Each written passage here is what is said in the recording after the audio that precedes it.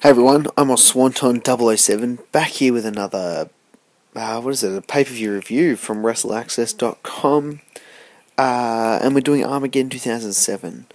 We'll get straight into it. United States Championship match between MVP and Rey Mysterio. I was really into this at the beginning. They were doing some really good action here at the beginning, really good stuff, good psychology, good everything, but then it ends with MVP getting counted out against Rey, and that really just destroyed the whole match for me.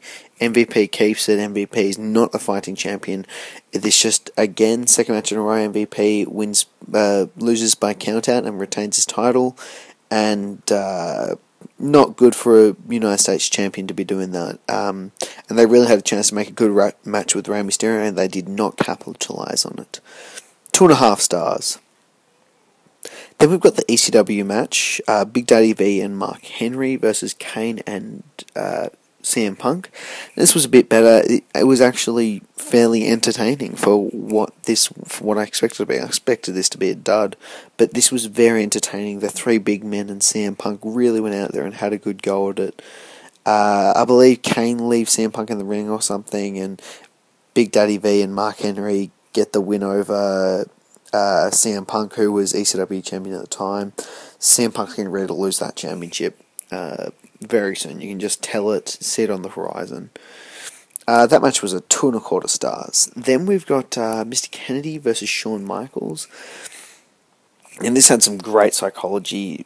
They set up so a stage in the match, Kennedy would bust his hand on the mat, and that's how it would end. Kennedy would constantly be trying to shake off his hand, trying to make it feel better, try and get some feeling into it, and it ends when Kennedy goes to punch Shawn Michaels in the face with it.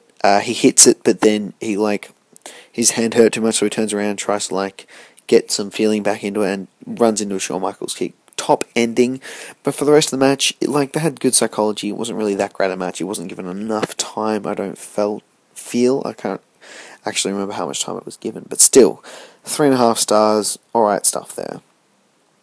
You've got number one contenders match for the WWE Championship between Jeff Hardy and Triple H. Now this match for me, I've watched this 4 or 5 times now, and every time I watch it, it's a really odd match.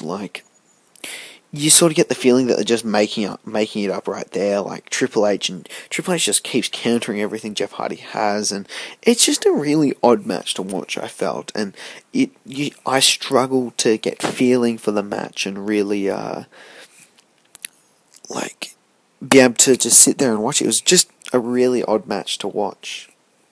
In the end, Jeff Hardy does come out with a win with a roll-up. He doesn't even get the Swanton Bomb or anything on Triple H, which was actually pretty cool because he didn't have to hit his Twist of Fate or Swanton Bomb on Triple H to get the win, so he still had moves in his arsenal to get up over him, which was some good psychology for the match and going into the next match against Randy Orton. 3.5 stars. Then the next match, a bit of a filler match, Kane versus Great Khali. I really just struggled to watch this. 1/2 star, nothing good to it. Pretty sure Finlay comes out with the win here or something, and yeah, whatever. Moving on, 1/2 star for that one. Then we've got the WWE Championship match, Randy Orton versus Chris Jericho. Now again, this is a fairly good match. It ended with a poor ending again, which brought the match rating down, but they still had a fairly good match. Randy Orton and Chris Jericho did a few good things in the ring, and they really just it was sort of a filler match for Randy Orton, just for him to keep the championship and move on to the next person. During the match, Randy Orton threw Chris Jericho through the SmackDown announcers table all over JBL, which is what ends the match. JBL's pissed off of Chris Jericho for falling over him, runs into the ring, gives him a clothesline for hell. Randy Orton gets DQ'd or something, and Chris Jericho wins, but Randy Orton retains, and that starts a Chris Jericho JBL rivalry, and Randy Orton holding the championship going into WrestleMania. 2.5 stars for that one.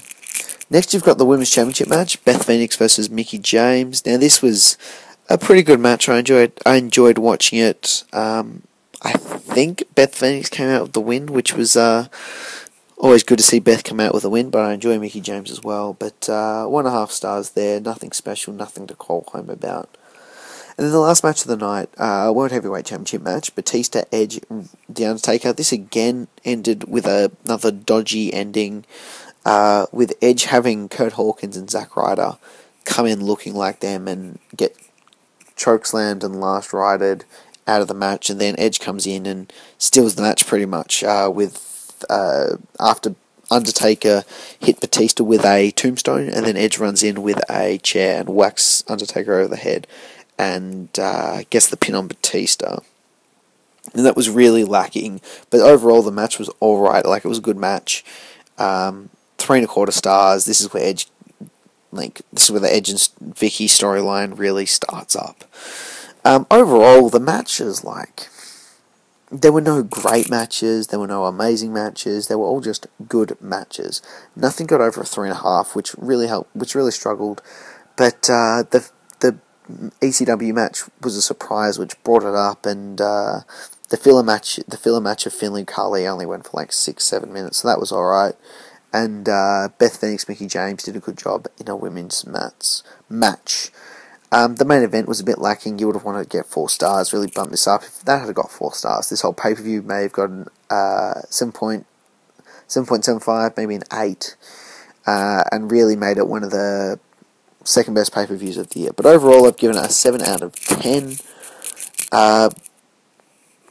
Guys, I'm a Swanton 007. Comment, like, and subscribe. This is a bit of a shorter review, but still had some good stuff. So, yeah. Also, check out WrestleAccess.com.